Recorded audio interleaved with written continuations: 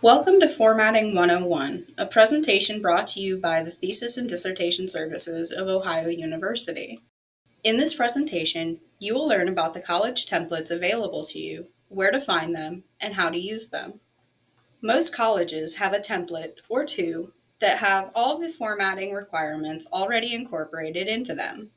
The templates are easy to use, will save you time and hassle when it comes to formatting issues, and will help ensure your document is the best it can be before publication.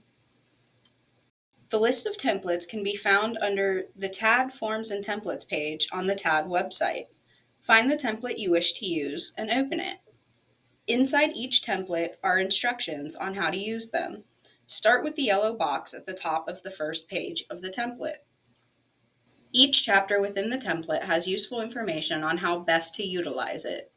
Please make sure you read through these chapters before beginning to work on your document. If you have any questions about the templates or how to use them, please do not hesitate to reach out to TAD Services. Thank you and look forward to more formatting courses coming soon.